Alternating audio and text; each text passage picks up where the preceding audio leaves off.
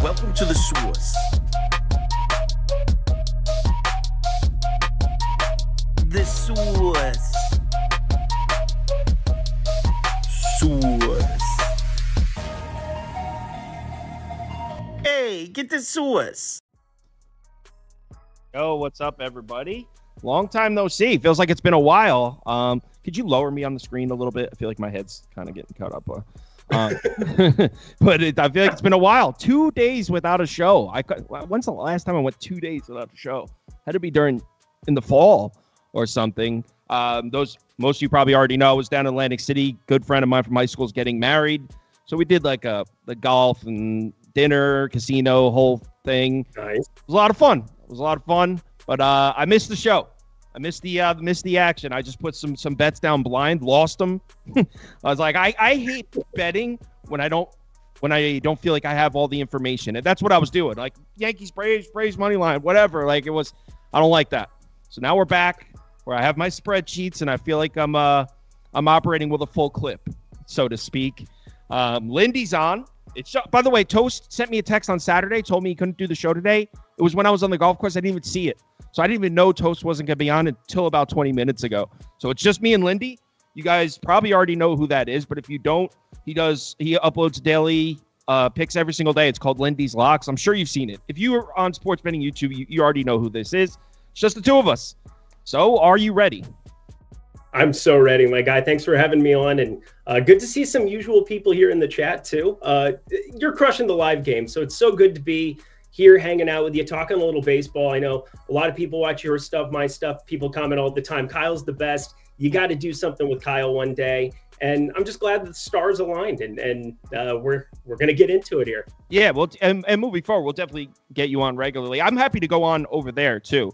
I had sent that in a text to Jordan over there, so we'll work it out. But the first game, we're disagreeing on the first game, which is awesome. So AJ, I'm on Baltimore. He's on Cleveland. That's to start us off. Look, I'm not going to sit here and say I have a ton of faith in Cade Povich. I will say his only home start was excellent. It's just one start. Cleveland's lineup against a left-handed pitcher doesn't scare me nearly as much as Cleveland's lineup against a righty. Cleveland against a righty, they've been crushing it. They got a lineup full of left-handed bats. Against a lefty, it's not that I think they're trash. They can't hit lefties. Of course, they can. Look at their numbers. The last 30 days, though, pretty middle of the pack. Doesn't really compare to the numbers against righties. Also, Cleveland's bullpen is in a bit of a situation. I probably should have pulled that up before I started, but yeah, I'm a little firing from the hip here. You're just getting back into it again. Also, it's a good thing to smell the roses, so don't worry about it too much. I hate smelling the roses, bro. I don't want to smell the roses. Everybody knows I'm lazy on the weekends. I disappear into the abyss and then I emerge on Mondays, so you're just fine. Yeah, usually this is unfamiliar territory for me because usually I'm on it, and I didn't even get to watch many of the games yesterday, so I don't like that feeling of not really knowing what went down. But we're getting back into it, and Cleveland's bullpen. Class A, 3 of the last 4 days. Kate Smith, 3 of the last 4 days. They will have Gaddis and Barlow, so it's not like they're going to have nobody. But even Stan Hinch's 3 of the last 4 days, including 24 pitches yesterday. So Cleveland's bullpen is on the tax side. Baltimore is in a terrible spot. I mean, coming off a 3-game sweep, returning home from Yankee Stadium. I mean, I don't love the spot for Baltimore, but this is still the number one lineup in baseball against right-handed pitching in the last 30 days and the last 14 days. So Tanner Bybee, I've been saying this for a while. Well, I've been saying it his last 2 starts. This guy has pitched against a lot of bad lineups, and I like Tanner Bybee. He's on my fantasy team. But Angels, Tigers, Rangers back in May when they weren't hitting. Twins back in May when they weren't hitting. Angels, Nats, Royals at home in Cleveland. Royals don't really hit away from Kansas City. So I think this is a sell high spot on Bybee as well. Looks like the poll's coming in Cleveland. So it looks like the viewership agrees with you on Cleveland, though.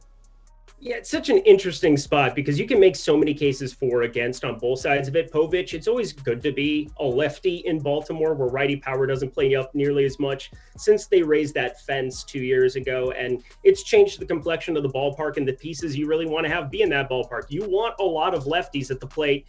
And obviously they're going to get the platoon against Bybee here. And that freaks me out a little bit. But here are a couple of the cases for the Cleveland side thing.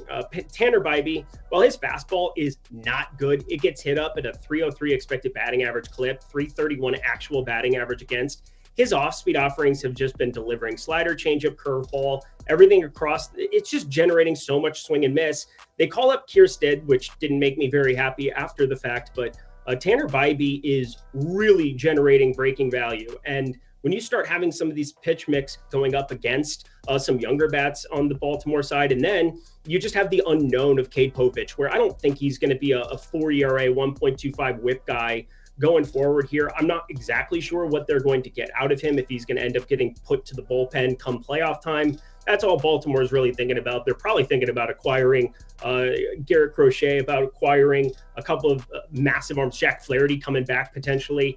But for one game sample sizes in this spot, if I've got this around 51, 52% expected win percentage, I'm going to take the plus 103 is where I got it at. It's at plus 102 right now. I'm more than happy to go there. I will say the Baltimore bullpen not having to do anything, the top arms, the last 2 days, that's a little bit frustrating for me as well, because you're going to get Cano, you're going to get the main guys coming down the pipeline if this game is close, and that freaks me out. But Stephen Vogt's been managing this team really, really well. I understand that they're very taxed, but Bybee, I think, is going to be significantly better in hindsight than Povich over any long-term sample size. Yeah, I can't disagree with that. That Bybee is going to be better than Povich, but I like that edge in the second half of the game. We'll see. Disagreement on the opener. Maybe I jump in first five just so I can maybe get something right there. What's the price on that? I didn't even look. Yeah, let me find this here at the moment. It's gone back and forth a little bit. I've been starting to generate more stuff to try to capture first five, because I do think it's more beatable market. If you're emphasizing starting pitching as much as I do, it's pretty split. I mean, it's going to be sitting right there plus 100. Yeah. I mean, maybe I do sprinkle in a little first five. I think that's probably a decent way to do it. I could get behind a Cleveland bet more so in the first five, even though I do think there's a chance Baltimore rocks Tanner Bybee. I think that's a possibility. But yes, they could rock anybody. I mean, they just took Luis Heel and bashed his skull in. It was not an enjoyable experience for me. I loved it. I was on him. All right, let's move on to game number 2, which is the Phillies in Detroit. And for the life of me, I actually know that he's on the same side as me. Didn't bet this one, but I couldn't find any suitable reason that supports a Tigers bet here. And you guys, I like Casey Mize. Even though this season has not gone to plan, I still stand on the hill that I think he's going to be a solid starting pitcher in the league someday. But that day is definitely not today. I just think 2 full years of injuries just really hindered his development. But I couldn't even. I mean, this season is just way worse than I expected it. I didn't expect him to come out and be an SB2 or anything like that, but he makes it really hard to back him. I mean, he does have decent numbers at home, but the expected FIP numbers indicate really hasn't been as good as the ERA and the WHIP looks. I mean, he struggles against right-handed bats. It's the Phillies. Phillies, by the way, I remember we rewind about a week and a half ago, I was saying, this Phillies lineup isn't really producing. We can sell high in this Phillies lineup. But they're hitting again. I mean, against righties, they're top 10 in the last 14 days. Same thing the last 30 days. They're hitting on the road. Just really can't find any legitimate reason to back the Tigers here. So it would only be Phillies minus 1.5 or pass for me. Yeah, welcome back, Trey Turner. Good to see him with the program. It'll be just a ridiculous lineup going forward. They can play the platoon game against just about anybody on the back half of that lineup as well, now that they've added David Dahl, who's been okay, only a 22.6% P2 expected slugging so far, almost all against. They can, again, play back half platoon, and then Schwarber and Harper against anybody. Even lefties, I'm not going to be too worried about backing them in some of these spots. But Casey Mize, the question is when for him. Obviously, the injuries have caught up. 285 expected batting average against, no swing and miss whatsoever, sitting around a 15% K rate. Looking at the individual pitches, nothing really stands out to me outside of the fact that he's getting hit up. 4-seamer, 298 batting average, 291 expected batting average against the slider. Casey Mize, I feel bad for him. I always feel bad when injuries, whether it's Greg Oden or whether it's Casey Mize, injuries are a part of sports and it sucks. But I think Philadelphia going forward against righties, they're going to be better than a 109 WRC plus. I'm pretty sure of it. Yeah. And then he put up Philly minus 1.5. But if I'm not mistaken, you got the Phillies money line like minus 165 or something, right? Minus 165, sitting north of minus 175 everywhere now, almost minus 180 across the board. Yeah, it felt like a spot to jump in. I actually had a couple of spots where I just kind of attached it either to the Cleveland side or, just kind of sprinkled it in some other places. But I never have a problem if I feel like a line's going to be moving 10, 15 cents in the other direction really, really quickly. Minus 166 is where I got this at. Yeah, the exact words you used in your video was I grabbed it at minus 166. This should be north of minus 180, which is pretty much how I feel as well.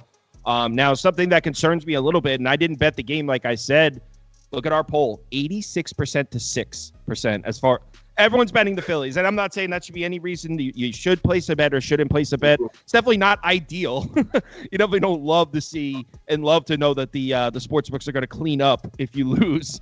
Definitely not the most encouraging sign there. But like I said, trust me, if there was an angle to get to a Tigers bet, I would have found it. I couldn't find it. I don't see any legitimate reason to bet the Tigers here. So yeah, Philly. They hit well yesterday. That's somebody's reasoning somewhere. Don't let it be yours. Don't let it be anybody else's. It is not predictable. It is ridiculous. In a completely different wind direction, different type of ballpark. If you saw the game yesterday, it was just a bandbox going out to left field. Colt Keith hitting bombs. What's going on? Right. All right. We're on to Seattle, Tampa. And actually, you want to bat lead off on this one because you actually have a bet on this one and I don't as of right now. You're on Seattle, right?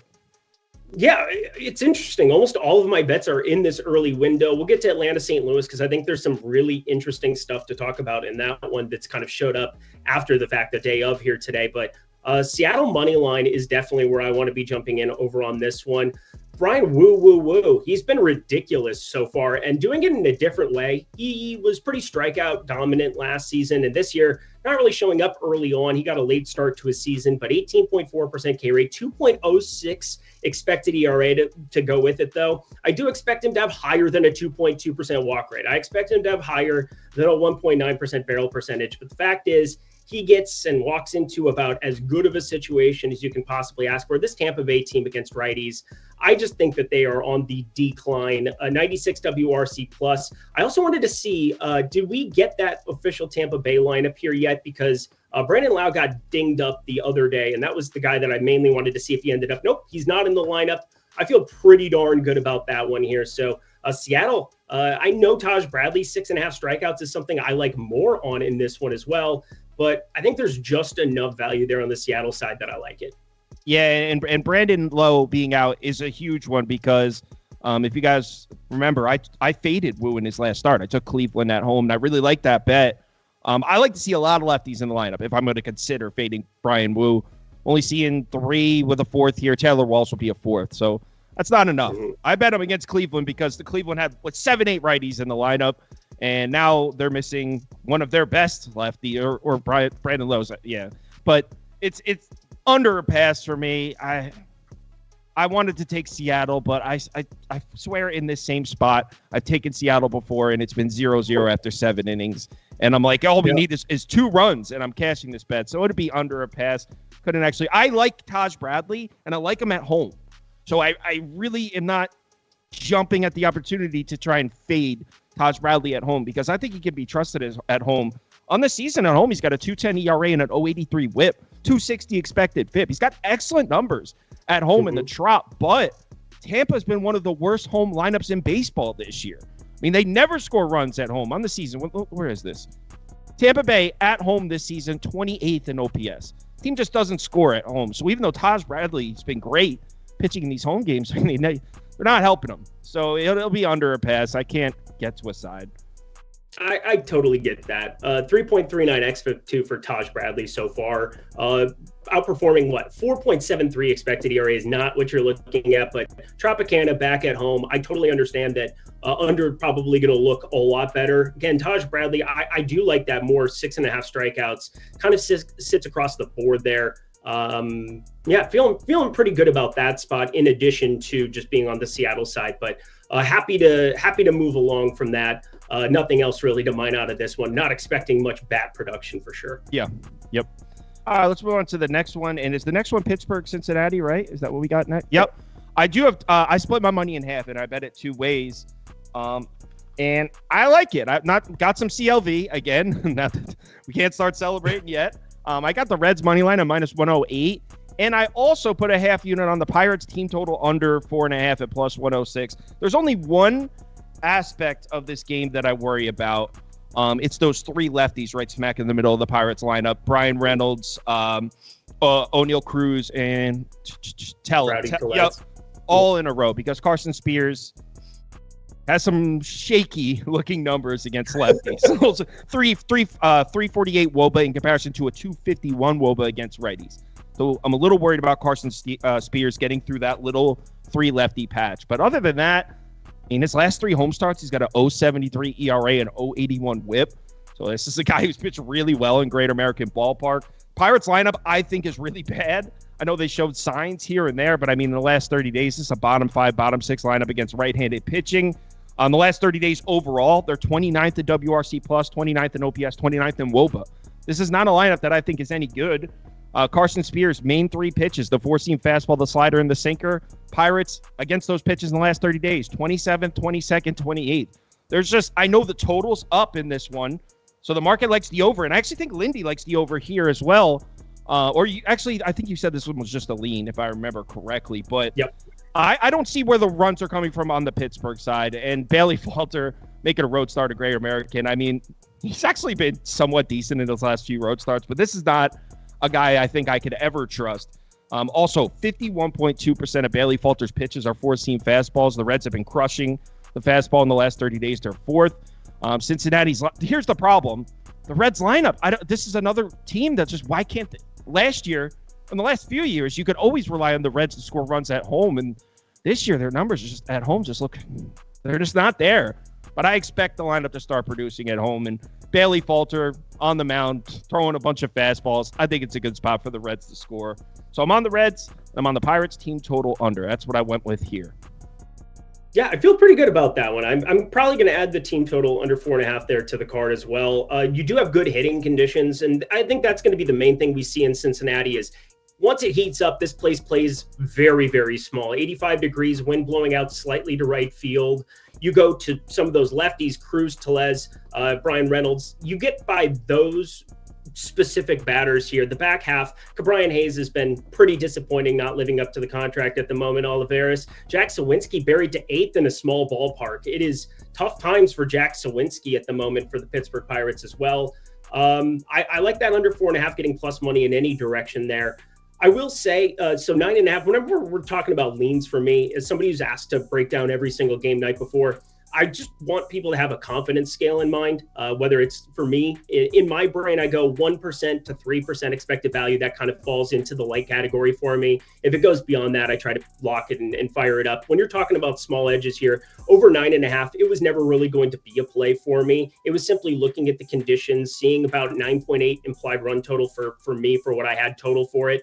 But I do think Cincinnati is more equipped to handle more of the damage there. They strike out a lot against righties, but against lefties here in Bailey Falter does not freak me out in any way, shape, or form. I think Cincinnati does handle business. Looks like chat feels the same way about such things.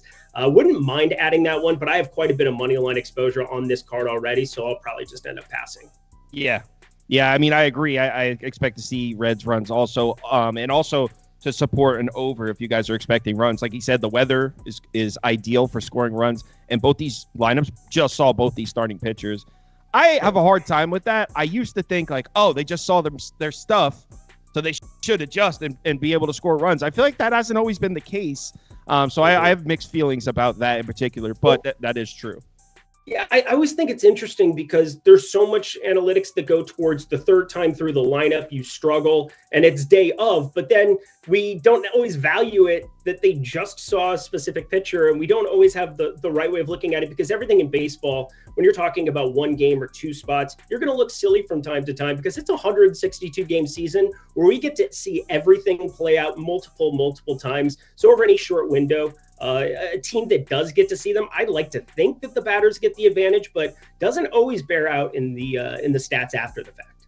Absolutely, and we got to consider it's not just the batters that just saw the pitcher; it's also the pitcher now has film from his own stuff against those batters. So that it's not just the offense. Right. Imanaga, keep it on your radar. Imanaga, we're going to be targeting him ad nauseum here over the summer months in Chicago. Targeting him negatively or positively? Negatively. Oh, good. I'm not an Imanaga guy. I am not an Imanaga guy. I'm not either. I'm so here for it. Let's go. This was the bonding moment we needed there. Yeah, and Prop Beaver over here was calling him Goda Imanaga all season. He has since he's backed off that take though. He doesn't call him that anymore. Tenor and runs will do that. All right. On to Toronto, Boston. I mean, there's some question marks. Chris Bassett might not be pitching, right? Mm-hmm.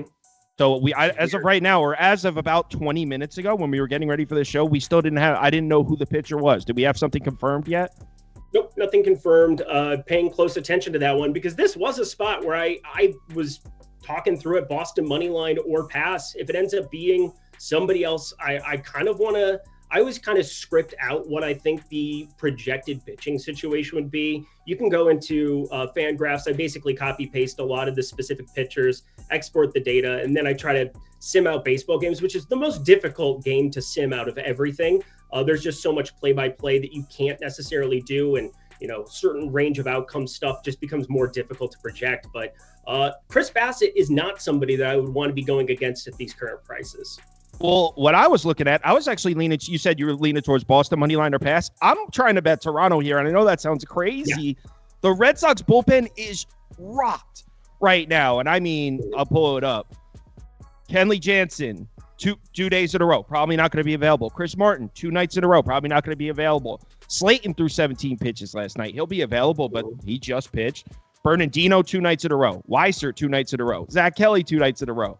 If for any reason Tanner Houck isn't able to give you 6 tonight, which he's very capable of, but if he's not able to give us 6 tonight, Boston might be in a situation in these late innings. I haven't pulled the trigger. I don't think I have the spine to pull the trigger here on a team that's lost 5 straight games. It just looks like a mess. I think it's a Toronto spot, honestly. Put up Toronto money line. I'll put it up. I don't know if I actually bet it, but I want to. Let the record show I want to bet it. Yeah, I wish I had bet Boston earlier. That's kind of what it comes down to. Is I thought it looked pretty. Efficient there. It definitely doesn't look efficient at Boston minus 170. I will say that much. Minus 180 here. Isaiah Campbell and Josh Winkowski. They're 2 AAA arms that they called up. So I expect both of them to be in uniform tonight pitching, and they are gas cans for all intents and purposes.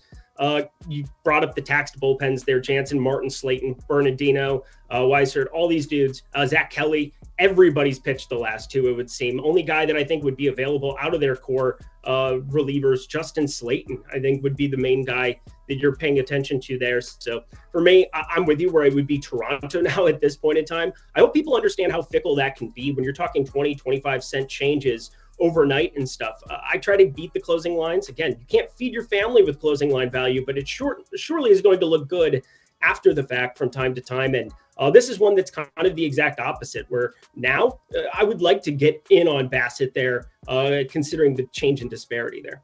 Yeah, I want to do it. And I also this is a crazy reasoning, but everyone in my group chats, everyone in the Discord is just so down on Toronto, cursing them out. And that's when I like to step in and take a shot on a team, is when everyone's given up on them. So I really do. I might throw a few dollars on the Blue Jays when we get closer to the first pitch, but as of right now, I don't have. Springer over 1.5 total bases, 0.5 total bases. Who's that? George Springer, is he broken? Why does George Springer hurt me like this? What is he doing on the end of my bench and every fantasy team? 371 expected slugging. It has to get better. He doesn't strike out. He's one guy who's going to make contact against Tanner Houck. For whatever reason, that keeps showing up on my sheet, and I don't like it. I'm looking at his game logs right here. Brutality. This is brutal.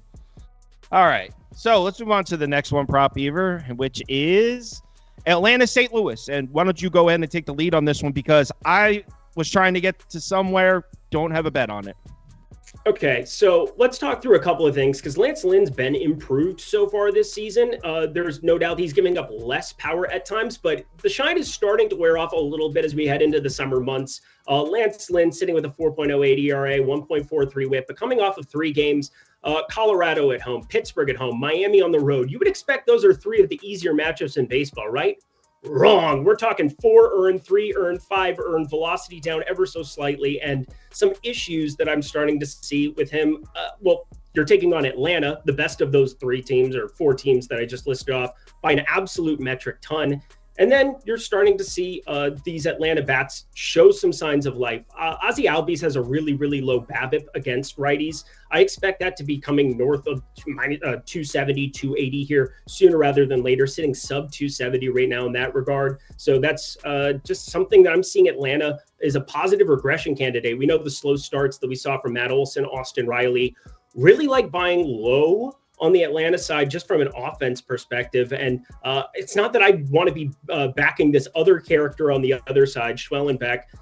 He is not going to be a long starter out here in baseball this season. It has been pretty brutal for him as well. We're looking at insane heat, 90, 92 degrees at first pitch. Winds now started to blow out towards the left field fences. I was appalled when I saw the home run numbers on guys like Ozuna when I woke up this morning. That was the first thing that I wanted to take a look at, was what we could potentially get for prop exposure here. But I like the over. I'm going to be playing the over of 8.5. I find no way around it. This is one of the better hitting environments we've had all year in a game that wasn't taking place in Coors Field. Honestly, I think I'd be down to tail you on that. Also, I have a Miles Ozuna home run prop here. That has to be you, right? Yeah, that was me. That was me. And you know what? It looks awful. It ends up being dropped inside of plus 285. That was my projected number for it based on, I used the last 10 sample size of what their home runs numbers were. I adjust it for ballpark and conditions. And let me tell you, the books were really quick on this one. So coming off of last week where we were smashing them in Philadelphia over and over and over again in the home run department, oh boy, were these shorter odds than I was expecting when I woke up. Yeah, so as far as the over, I think I'd be down to tell you on this. Schwellenbach, he's got some nice looking numbers, but I mean, his 2 road starts were both shaky, and you might point at them and be like, Kyle, they were in Baltimore, they were in Fenway, 2 really tough spots to pitch. Well, on the road in St. Louis isn't exactly much of a step down. I mean, the Cardinals in the last 30 days are a top 10 lineup at home. Look at their last few games. Are they heating up again? I mean, if in their last 30 days, I wouldn't have guessed this. This team is against right-handed pitching, 5th in WRC plus, 6th in OPS. So you got a lineup that's hitting, a lineup that's been hitting at home pretty much this whole season. How is this much easier than those road starts where he got hit up? I mean, he actually was okay in Baltimore, but he got crushed in Fenway. I could see the Cardinals getting to him, and if you could see the Cardinals getting to Schwellenbach, there's no reason not to look over, because, I mean, it's Lance Lynn against the Braves. I mean, I'm not saying they're going to crush him because, like you said, he has shown signs of improvement, but there's no way he's going to shut the Braves down. So, I'd be inclined to tail you on that over. Well, I appreciate that. Yeah, Burleson, Nolan Gorman, and we also get a biggie there. Wilson Contreras back in the lineup here today. No Paul Goldschmidt, no Nolan Arenado. But let me tell you, for anybody who's watched St. Louis baseball this season, neither of those guys have really mattered, which is an insane thing to say out loud just now. Yeah, Arenado is having a rough year, Brutality. Let's move on to the next one, Prop Beaver. Marlins Royals. I do have a bet in this game. All right, so I've been saying it, and I feel like it's not even like a super sharp take. I feel like everyone agrees with me at this point. The Royals bats have to be a fade. I mean, this lineup is not hitting. I know everyone loved cashing bets on them for majority of this season, but the truth is the Kansas City Royals, I want you guys to listen to me on this. The Kansas City Royals in the last 14 days are 30th in WRC plus, 30th in OPS, 30th in WOBA. I'm going to repeat that. The Royals in the last 14 days are the worst lineup in baseball. Against right-handed pitching in the last 14 days, 30th, 30th, 30th. This team is ice cold. And look, a majority of this season, we can rely on this lineup to produce at home. Not even really hitting at home much anymore. So I don't see any reason to back the Royals lineup in any way, shape, or form, to quote Toast. I don't see any reason to back the Royals lineup. Even at home against Roddery Munoz, still don't see it. That being said, I don't know how you can count on the Marlins to score runs on Cole Reagan's here. I just don't. So I don't think the Royals are going to score. How do I not take a shot at the plus 205? Because it's Cole Reagan's at home against a Marlins lineup that doesn't hit lefties, and the Marlins bullpen is a little tax. So as much as I would love to sit here and be like, we're taking the fish, can't do it. Just give me that under graphic, please, Prop Beaver.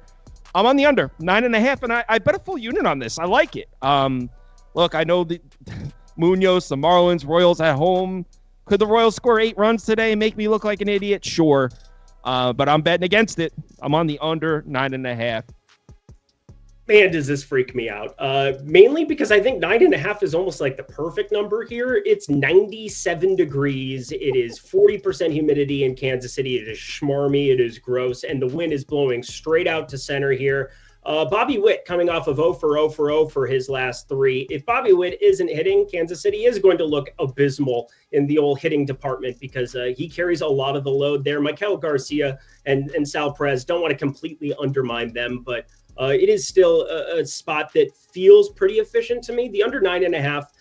Oh man, you are really relying on Ragans to go out and mow dudes down here in this spot. And he's fully capable of it. And Miami against Southpaws, dead last in baseball, 68 WRC plus, 101 ISO, abysmal stuff all the way around. So I see what you're getting at there. But I'd be inclined to be backing Kansas City on the run line, mainly if you had to do anything in this one. That's what I brought up on my video. I think I still feel that way. If I had to be playing something here, I think that's where I'd be going. But more than likely, a complete stay away from me. This price was outrageous to begin with. It's not getting any better. Yeah, I mean, I think if you're into taking shots, Miami alt team total under a half run. Like, I don't see how they're going to score it. Yeah, I don't see. I think they could very well get shut out here. Absolutely. I looked at the 1.5 runs, earned runs allowed for Ragans potentially. It's sitting at 2.5. Under is -175 over on DK. Maybe that's where I take a look at just backing Ragans in some capacity, piecing something together there, but more than likely going to end up being a stay away for me. Also, this is the first game of the series, and I don't know if this is still active. It was something we were talking about a month ago. The Marlins in game 1 of a new series, they were like 1-13 or something at some point. So Marlins starting a new series, that's been a fade. But one thing I will say, Roderick Munoz, and look, I'm not going to sit here and be like, Munoz is going to deal, but his 3 road starts, he had one bad one at Dodger Stadium. I'm not crucifying this guy for having a bad start at Dodger Stadium. A lot of people do. His other 2 road starts, 6 shutout, 1-hit innings in Queens against the Mets. His other road start, 5 innings in Wrigley, 2 earned runs, 2 hits. So we've seen this dude, out of his 3 road starts, we've seen 2 of them look excellent. So I don't think it's crazy to think Munoz pitches well, especially against a slumping Royals lineup. So under for me. Yeah, it's interesting because he's going to be he is one of the worst starters in baseball, 15.9% barrel percentage to come along with it, but he can occasionally miss bats. He does have some type of swing and miss stuff on that cutter, his primary pitch, 30.6% whiff percentage. I can see a path for it for sure. I don't think I can pull the trigger on this one with you. I really want to, Kyle. I really want to. What about Marlins team total under 3.5? We could shake hands on that. All right. Yes. There we go. There it is. Found Marlins another. Team total under ground. a consensus bet. That's what we call in the industry a collab. There we go. That is a collab. Yeah. Just tag each other on Twitter, screenshot everything, cover a game every single way, and guarantee ourselves a winner. Way to go, team. Marlins team total under. Next game, Dodgers White Sox, and it's kind of hard to argue with your bet here. I watched your video. I mean, it's crochet, and they're giving us the first 5 at a nice price. This dude has looked unhittable. Yeah. That being said, the Dodgers against lefties is terrifying. And also, I'm speaking out of bet. I didn't even tell you guys what it is. I'll let you go ahead. You're on the White Sox first 5 here, right? Yep. And I ended up there. I will say stick to the first 5 because in the second half, I don't know. Well, in the first 5, it's hard to argue with you. Yeah, it's really hard to look at anything with Garrett Crochet. And I mean, this is the worst bullpen that would be backing him in baseball right behind it. But Garrett Crochet has been unbelievable. 35.2% K rate, 192 expected batting average. The way I put this is kind of an audition. This is a huge audition piece. This is somebody that is coveted by the Padres, coveted by the Dodgers, coveted by anybody with eyes and the ability to parse data. You would want to have Garrett Crochet on your staff come playoff time. And I think this is just a spot where he's going to show out. I'm uploading. We just got that Dodgers lineup as we're speaking here. I think it's pretty standard. We do get Rojas, Vargas, Kike, Taylor, and Hayward is batting 9th there. So we do get the one lefty at the back half of it. Somebody that is whatever. I'm just uploading this here now, and I'm going to try to do this live. Eff it, we'll do it live, because Garrett Crochet is surely going to be a piece that everybody wants to have a piece of. 250 xWOBA. I think if you get by Ohtani, which is a huge ask, you get by some of these righties, Will Smith and Pages. I'm going to give him some respect here too. Starting to show out batting cleanup here today. 2.43 expected ERA. I did not see this one coming.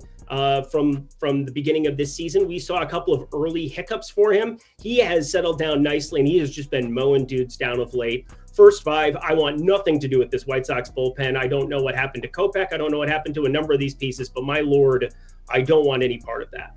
Yeah, and that's what I was looking at in this game. I mean, because with some of these pitchers, like Crochet is a perfect example, even if he goes out there and gives you an unbelievable performance, which all signs point to he probably will. He's been that good. I mean, what's the score? What do you expect the score to be in the seventh inning? 2-0? I don't. One, give me one. Yeah. We're going for one. James Paxton on the other side of this one. It's James Paxton's pitched well the last two. He's recovered nicely himself. Thought he was a candidate to get DFA'd at some point with how bad things were going, but goes into Coors Field, finds a way around that one. A really nice start against Texas, even though no swing and miss, not a lot of swinging strike there. But I do think a 1-0 is what. I mean, you could go to like the half run, but that at that point, it is so insane. There's so much hold on both sides. I wouldn't want any part of that. Right. And this is why I couldn't get anywhere with this. Number one, the White Sox bullpen numbers, like he said, the advantage, and from inning 6 on, the Dodgers are so, like, the gap between these two teams in inning 6 on is so intense that, like, I wouldn't even feel safe with a 4-run lead. It could, in the late innings, it's just all Dodgers. And how do we think the White Sox are going to get to Paxton? I don't even know. I mean, the White Sox on the season, this is the worst home lineup in baseball. And look, I'm not saying Crochet is going to get hit up at all, but if there's one lineup, I look at the Dodgers against lefties. It's just brutal, their numbers against lefties. On the season, they're the second best lineup in baseball against lefties in the last 30 days. Third, and third. I mean, I can't do it. So I cannot tell you on this one, but I don't have a bet. I don't have skin in the game. So let me make one more case for why it is that the White Sox, I mean, you can bring up year-long numbers, but I don't think the White Sox are the team that you should really be doing that with whatsoever, considering Jimenez is back for one game. He played yesterday. It was his first game in a month. We have Tommy Pham out there.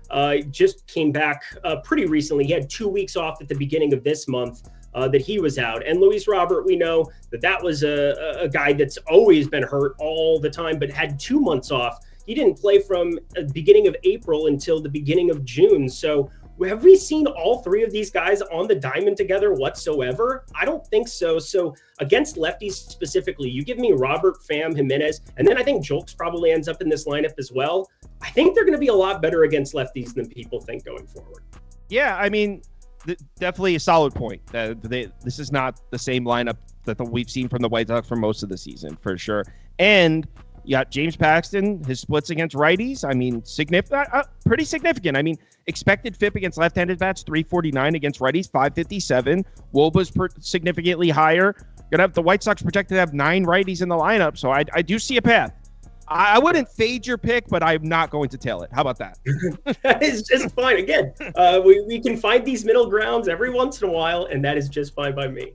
All right, so let's move on to the next game. Texas, Milwaukee, and man, this price sucks because I think it's a Brewers spot. I like the Brewers in this one, but I don't minus 177 like them. Jesus. I think it's a perfect spot for Peralta to get back on track. We know he's been struggling. But you actually have a bet on this one, and I don't, so go ahead. Yeah, this is the thinnest play, I think, on the entire board. On my entire card from yesterday, I kind of went back and forth multiple times, mainly because I think Michael Lorenzen is such a negative regression candidate. It's not even funny. And Milwaukee, they have been my bugaboo all season long. I constantly look at their WRC plus against righties, and it baffles me that they remain in the top 6. They're 6th, 114 WRC plus. They are in the realm of New York, San Diego, that's the Yankees, that is, the Padres, the Orioles, the Dodgers, the Astros. One of these is not like the other one. I can't believe Milwaukee has sustained the ability to hit righties the way that they have. and Lorenzen with a 440 expected slugging, 17.5% K rate. But the big thing for me is a 3 ERA next to a 4.70 expected ERA. When you have this kind of disparity and the marketplace doesn't respect it as much, it's hard not to want to get at least a small play in. Now, the case against is that you have a Texas team on the other side of this one that is starting to have some of these other pieces. Josh Smith starting to come alive. Josh Young sounds like he's going to start taking live BP this week. For anybody playing fantasy, keep him on your radar as somebody to maybe stash away or, pluck away from somebody who has him on the IL, because I think he'll be batting fifth in short order. Wyatt Langford starting to come to the table and hit a little bit, but I will say, I think just targeting Lorenzen is what I wanted here. And fastball Freddie, he struggled at times here recently, but nothing looks all that problematic to me. Does it look problematic to you? Because he seems like he's doing the same thing, chucking fastballs ad nauseum. Yeah, it's okay. So I agree that this would be my side as well, but here's why I didn't bet it. I like what Texas did last night. So they used Arena, saved their entire bullpen. So they got all their arms. Now, it should have been, because they had a 4-run lead, they should have used those arms yesterday, but they didn't. They used Arena, I think, for 4 innings. So they're coming into this game with a rested bullpen. Milwaukee used all their guys, McGill, Hudson, and Piamps. So they do have a more rested bullpen. And also, I don't even know what my thoughts are on the Rangers bats. I really, if you go by the numbers, they're trash. I mean, in the last 30 days, one of the worst road lineups in baseball. In the last 30 days, maybe the worst lineup against righties in baseball. But, I mean, we've seen a couple explosions recently. They gave Alec Marsh a really hard time. They crushed Severino. So I think the Rangers are just such a wild card to me. And you could kind of throw Michael Lorenzen in the same bunch. And I don't know. Who might argue? I mean, this guy in his last 2 road starts is an 0.68 ERA. Like, holy shit, man. Like, is Lorenzen good now? And if we were talking about this 2 weeks ago, this would be like no brainer. Brewers -1.5, chalk it up, no hesitation. But I mean, the Brewers at home, the Brewers at righties, everything seems to be leveling out a little bit. They haven't been bad. They just haven't been quite as explosive. So you could put up Brewers -1.5 for me too, because I guess I would lean that way. But I'm scared of this Rangers team. I think things are going to start turning around for them, and I could see it happening tonight. But overall, I would agree with you that it would have to be Brewers -1.5 for best. Yeah, we only have 39,844 more baseball games to bet on this season. So if you don't want to bet this one, you're totally allowed not to, and that is just fine.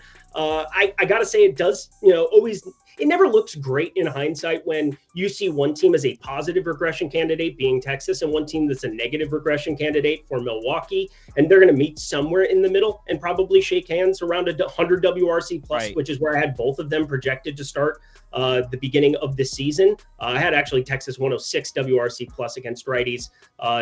Pretty much all Seager doing that. But either way, I'm definitely on the camp that if you're going to just look at fastball Freddie and he has a solid outing, he's going to be far, far more unhittable than I think Michael Lorenzen coming in with no swing and miss stuff on the other side of this one. And rather than just taking the Milwaukee at a steep price on the money line, smaller play, home run line, never my favorite thing to dabble with.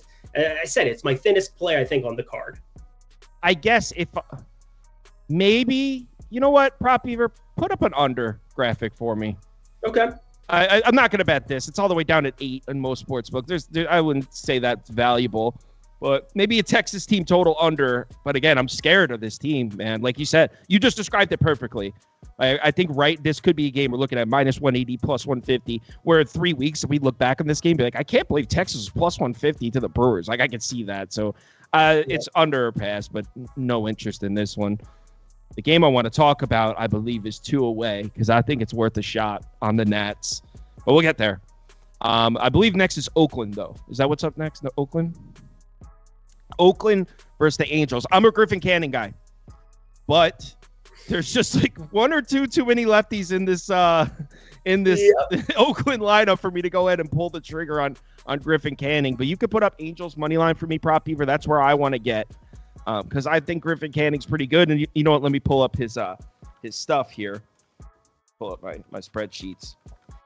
He's had kind of let's call it a rough shake. I mean, on the road in Arizona, Milwaukee. Are you related to Griffin Canning? Or are we trying to just tread lightly around him? I forget which game.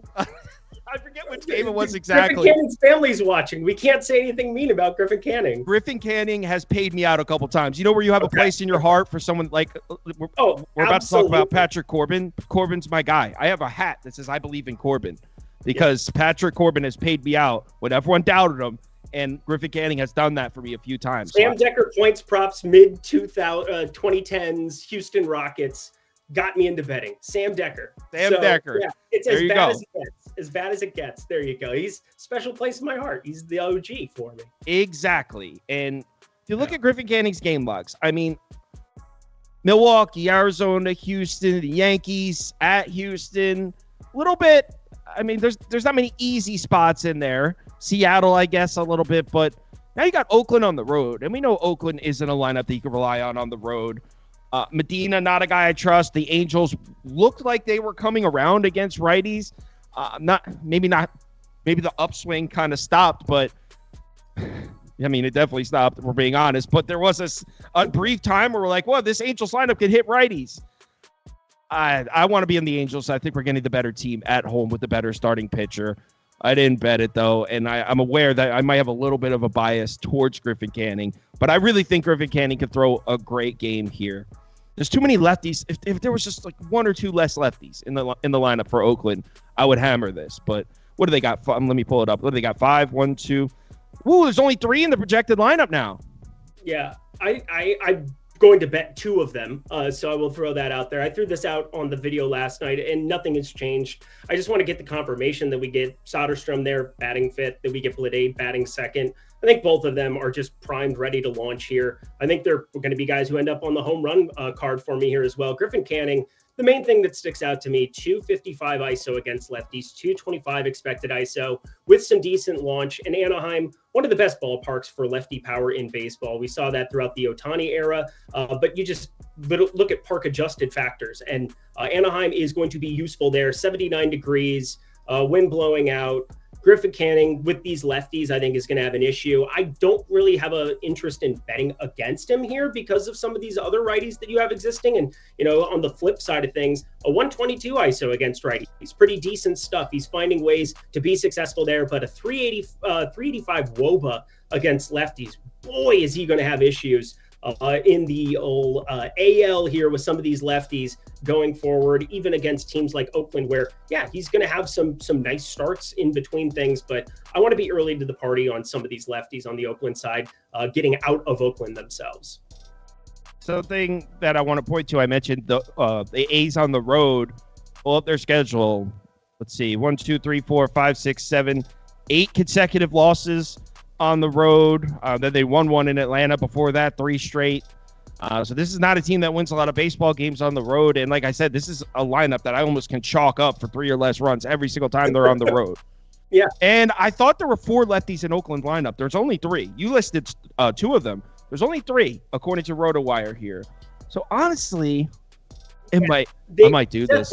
Seth Brown got sent to the Shadow Realm. He is no longer with us. May he rest in peace. So we don't have to worry about him. We've got, Shea Langoliers. He's probably going to catch instead of McCann, is my expectation. So, for the projected one, McCann didn't catch yesterday, so I guess he could be one lefty that if they want to give Langoliers a day off, I don't know why they would do that, and that would be bad if you were backing Oakland. Probably have him DH as is, but as I'm looking through it, 3 projected lefties. I want a piece of 2 of those for sure. I'm going to do this. Angels also have the more rested bullpen. Yes, they technically just had 2 road games, but they were at Dodger Stadium, not exactly a travel to the. I like this. I'm going to bet this right now. Angels on the money line. I'm doing it. If you're one, it's not that the Oakland bullpen is completely taxed, by the way. A couple of their guys 2 of the last 3 days. Mason Miller's fine. Adams okay. 2 of the last 3. Yeah, they should have all their guys. They're just more taxed than the Angels are. I think this is way too short of a lineup, short of a price for what I think is the worst road team in baseball. I'm going to lay the juice. Let me see if I can pull up Odds Shopper actually to do some line shopping right there. I'm going to place this right now while we're talking. Money line -135 on BetMGM. I'm in there. Look at this guy. F it, we'll do it live yet again. Well, do you see what happens if that's why I say I'm going to bet this? When the live show ends, I get to work and I completely forgot and then end up I forget. So If I don't bet it now, bet it, post in the Discord. It's done. The Angels money line, bet MGM, load up. Of course, you need to verify my phone number. Oh, buddy, it takes. I only log in every day. It's been 84 years. Yeah, no, it takes a second. I'm getting this done here. Guys. Oh man, Griffin Canning, you got bigger cojones than I do, sir. I can't. Griffin Candy's going to deal today. I hope you get your say, hits, though. I'll probably get a little bit of exposure. I mean, Oakland, they're always a candidate. We just saw what my guy Pablo Lopez, 4 kids, and I got to take all of that ass to showbiz, just did yesterday. 14 strikeouts there. Oakland has just risen up the board. 26.9% K rate against righties, second highest in baseball. Griffin Canning, he's an unlikely ladder candidate, but a ladder candidate nevertheless. Yeah, I like my guy. And I just placed it. Let me post it. Sorry for the delay, ladies and gents. Just want to get this bet down. I placed it, posted. Let's roll on to the next one, Prop Beaver. I want to bet Washington. I'll come right out and say it. I want to bet the Nats. I was looking at the +1.5. I was looking at the money line. This is an insane reason. This isn't the reason, but just throwing it out there. The Nats are a top 5 lineup against knuckleballs. Just saying. Oh my God! What kind of sample size are we even? Narrative, the pitch you see once in a blue moon, once in 100, once in 200 games now in baseball. Tim Wakefield from the grave coming out, making an appearance for the people. I was wondering, what is even the sample size for that? It's not even something that I've ever looked at. So I can honestly tell you that I've never once looked at a knuckleballer and thought, oh yeah, no, they probably have comparable stats I should be using. It's a disaster. When Matt Waldron's on, he's just unhittable. Yeah, he's been good. He's been good. But how much do you trust the Padres lineup is the question. Not very much at all. And Tatis, I think he's questionable coming into this one as well. So no game time decision monikers like we might get in basketball, but in the old baseball streets, pay attention to that one. Tatis got dinged up, got hit by a pitch on his tricep. He's been out the last 2 for them. That is a huge omission. He's struggling by his standards, but still a dude with an 821 OPS, crazy power. It's Fernando Tatis. I don't need to say much more. Okay, so a couple things. I haven't placed this one yet, but I want to. Can you switch it to Washington +1.5? I'm not trying to get too wild on the show. Switch it to Washington +1.5. So the last 5 lefty starters to pitch against the Padres combined for a 2.17 ERA and a 1.10 WHIP, 3.52 expected FIP. Yes, Ranger Suarez is in there, 6 innings, 1 earned run, but before that, Christopher Sanchez, absolute masterclass against the Padres. Jose Quintana, 6 innings, 1 earned run, 2 hits. Sean Manaea, 5 innings, 1 earned run. I know that if you look at the Padres hitting numbers overall in the last 30 days, we're talking 5th in WRC+, 6th in OPS, 7th in WOBA. Look specifically at the lefty starters. You got to go back a couple weeks to find the last time they got to one. It was J.P. Sears back on the 11th. So we're talking 5 lefty starters ago. Patrick Corbin, my guy, getting the job done, giving us quality starts here. I love Corbin. I'm a Corbin guy. He's a gamer. I think it's just Corbin's last 2 road starts, 2.38 ERA, 1.32 WHIP. He's getting the job done. Padres on the season, one of the worst lineups in baseball against the sinker. I'm spitballing a little bit here, but we're talking about a +170 dog. It's the path isn't going to be crystal clear. I like the Nats here. This is look, I didn't put this on my ticket. I don't have this bet open, but this is where I want to be. Let me see where we're polling at. 52% Padres, 41% Nats. So there's some people out there that are feeling it. Some Corbin magic. There's a gun to your head, Lindy. You're forced to bet aside in this game. I'll take the gun. I think the gun sounds better. Sounds like sweet release. Sounds like sweet release in this situation. No, I think everything you said makes a lot of sense. I'm trying to think of the best way, though, to describe Corbin Burnes in my eyes. We look at him very differently. Again, if he's attractive to you, I'm very happy. That's what matters the most, is that you have to go home with them. It is what it is. But Patrick Corbin ain't going to be for me. I can tell you that much. I stared at Matt Waldron here to record a win kind of all over the place. That for me was kind of the main spot that I wanted to pay attention to, was see if there was something that I could potentially mine out of that. Outs recorded, he's at 18.5 +125 over on DK as well. That was something, but I'm getting plus money on Matt Waldron to record a win. plus 110. Can we middle that? Washington plus 1.5 and get the Waldron win? 3-2 ball game? I think we both are pretty live for that one. So I'm going to be rocking with the Waldron to record the win, moving along from this one. But again, I'm just so happy that you found love with Patrick Corbin, because that's what matters. Look, it's also a fate of the price of the Padres. And Matt Waldron, hey, against lefties, 340 WOBA, 142 WHIP. There's a lot of lefties in Washington's lineup. But are any of them good? That's the other question. Not particularly. There we go. Eddie Rosario, I miss him with my Twins, but I also miss Eddie Rosario from 8 years ago, as opposed to the 2024 version, of which he has a 270 xWOBA on the season. So oopsie. All right. I'm sick and strong with my Nats plus 1.5. I don't have the bet open. I already have, I think, 5 or 6 bets open, so I don't know if I actually place that. I've tailed the Pittsburgh under 4.5. I'm absolutely here for that one. I'm ready to add one more here. Can you talk me into one more? Well, this game, I just found out that Spencer Howard was the primary pitcher just a couple hours ago. My thoughts, I'll pull up the spreadsheet because I'll kind of be just reacting to this one live. My thoughts on this game are, in what world are the Cubs road favorites against anybody? But I mean, I get it to some extent. We do have a pretty significant pitching advantage with Justin Steele for sure. And weirdly, let me just make sure this is still true. This was true as of about, I think, his last start. Justin Steele's got some solid numbers on the road this year. Let me just confirm that. Yeah. He's just wrote 5. Small sample size. He got a late start to his season. Also a friend of the fantasy community. So I definitely cheer for Justin Steele at pretty much every single turn. He's buddies with a couple of my buddies. They do fantasy football together. But for the most part, Justin Steele is a baller. He is a gamer. I would say that, the way that you describe Patrick Corbin, that's the way that I feel about Justin Steele. He has treated me well. Except he's actually good. He has tucked me in multiple times last season. He was a wagon for me. I hope he continues as such, because I definitely want to stare at the Cubs side a little bit longer here and let it kind of sink in. But yeah, I'm with you. These road bats, these road Cubs, man, they are brutality. And this is not the ballpark you want to be walking into to try to generate offense. Plays up for hits for what it's worth. And so way down for power. And that's kind of more of what you're looking for when you're bringing Christopher Morel, Cody Bellinger, and Pham to the party.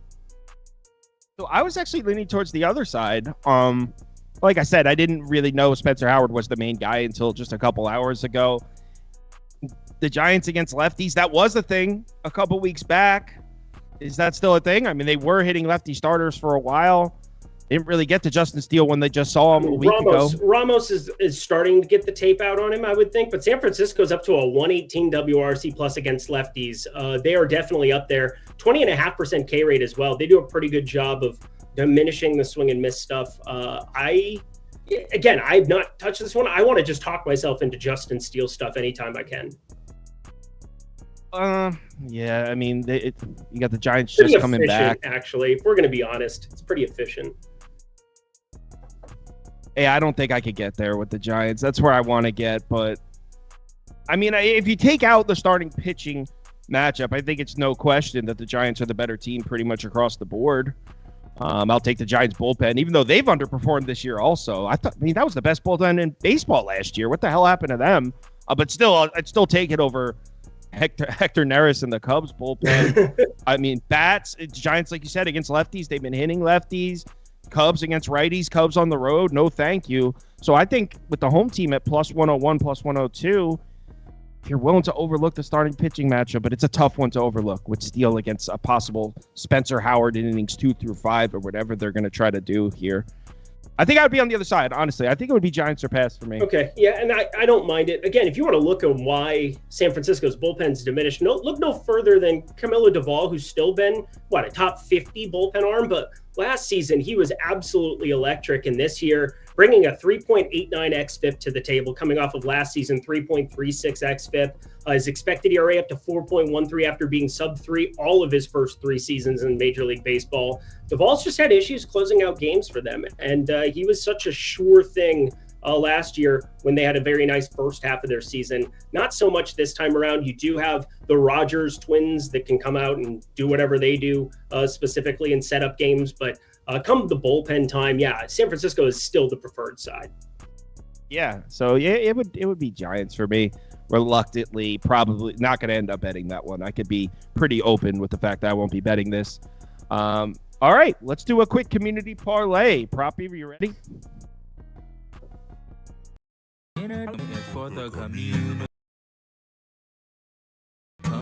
Making a parlay. Yeah. Voted for Baltimore in the first game. No, they voted for Cleveland in the first game. That's right. They agreed with Lindy in that Cleveland. So first option is Cleveland money line. Then it was definitely Phillies money line in the second game. Who did they like in the third game? I would probably say Mariners. Give them Mariners money line. And then they definitely like Reds in the fourth game. Oh, cast your votes. While they're voting, Lindy, you want to tell the folks where they can find your stuff? Yeah, find me over on X at Eric Lindquist. I'm over on Odd Shopper, talking through Lindy's Leans, Likes, Locks, and the MLB, NBA when that comes back around, and NFL Streets. Those are kind of my three there. Throw some PGA content together over on Stokastic as well. In addition to all the fantasy stuff there at Stokastic, you can find me over there. I'll be on Live Before Lock, talking fantasy baseball from 6 p.m. Eastern time until 7 p.m. Eastern time. Pretty much every day here for the rest of the summer for the baseball streets. So do you do 6 p.m. Eastern time even when there's day games? It's a set time? Yeah, it depends. So day games in the morning. I'm never on like the morning, early morning window shows. I'm always going to be like afternoon because my evenings extend a little bit later doing the content. Again, you know the content game here, the evening games, the uploads, the things of that nature. So yeah, for me, it's usually going to be afternoon baseball all the time. I'll be in the Discord hanging out with the people there at Stokastic, over at Odd Shopper as well, covering all things betting, all things fantasy baseball. Yeah, baseball throws a wrench in it because you get like your schedule, you're trying to get a routine together, and then Wednesday comes and you're like, well, I got to throw all that out and do it completely differently today because, of course, they need to have 6 games at 12 noon. And Thursday's like whack-a-mole. Thursday, you never know what you're going to get. Never know. Who puts together the baseball schedule on Thursday? Because they're who I have a problem with. Wednesday, you know you're getting morning baseball. Exactly. You know you're getting afternoon baseball. But Thursday, I never know, and that's the most annoying. Yeah, like the getaway day, they do it for the travel, but in NBA, they travel and play back-to-back, so whatever. All right, next game, they like the Red Sox money line. They like the Braves money line. They like the Royals money line. And I'm going to assume they like the Dodgers. I doubt White Sox. I'm sure there's people betting the White Sox with crochet, but I doubt they won the poll. So it's probably going to be Dodgers. Cast your votes for the second leg.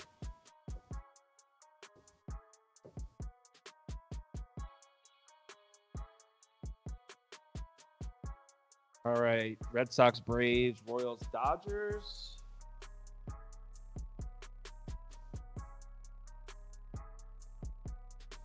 Who got second in place in that last poll? Orioles money line got. Oh no, I'm sorry. Oh, so who got second place in the last poll? For some reason, it's not showing up on mine. Cleveland got second. All right. Okay. I apologize to everybody ahead of time. I absolutely, I'm going to jinx that. There's no doubt. Tanner Biden destroyed tonight. I like Baltimore. I am on Baltimore. I got a -108, so holding the CLV. We'll see. Yeah, I like plus 103. We're not giving up a lot of hold there. That makes me happy. That's always the thing where I can actually understand both stances. It's annoying when you're on different sides of things, and it would be like a -150 plus 175 situation. Like, what are we even doing here then? Absolutely. So the next poll will be Brewers money line. Oakland. They like the Athletics money line. So Brewers money line, Athletics money line, Padres money line, and did they like the Giants or Cubs in that last one? I got it right here. They like the Giants. So the Giants money line is the last one. Who does Lindy have for NHL? You don't want any of my NHL stuff. I can tell you that much. It doesn't exist. Yeah, same. Go Edmonton. That's game 7. That's game 7, right? Yeah, game 7. I'm going to be watching that probably over baseball tonight. So that's a rarity that I'm going to put on the puck over baseball. But such is life. I don't even think I could name one player on either team. Oh, you got McDavid, McJesus. I've heard the name before, but I'm not a hockey guy.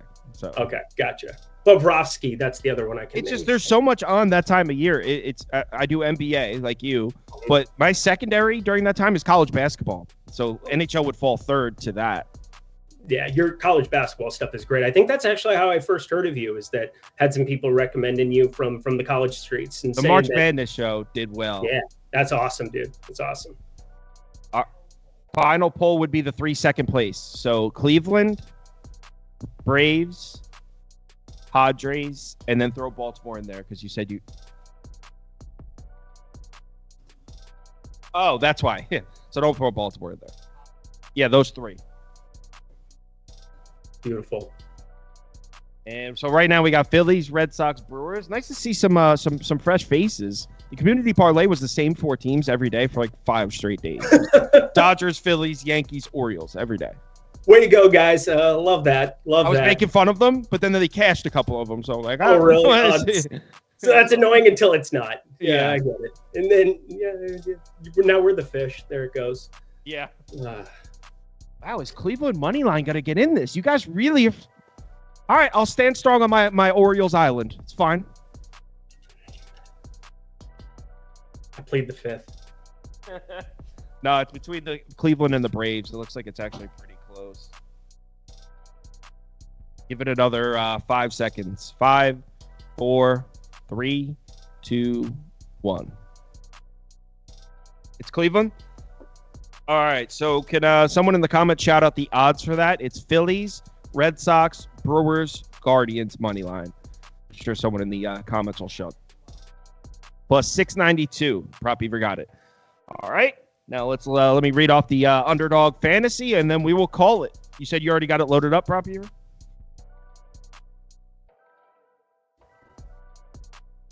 Yeah, I can see it when it comes up on this screen on the left. So 1 second. Pop up any second for me. Here we go. Justin Steele. So let's see what Prop Beaver sent in here. Justin Steele lower than 32.5 fantasy points. Okay, I can get with that. James Paxton higher than 2.5 earned runs. I like that. Loaded full of righties. Bailey Falter higher than 5.5 hits. I like that. I'm on the Reds. And Cole Reagan's higher than 39 fantasy points. It's kind of hard to argue with that. A home start against the Marlins.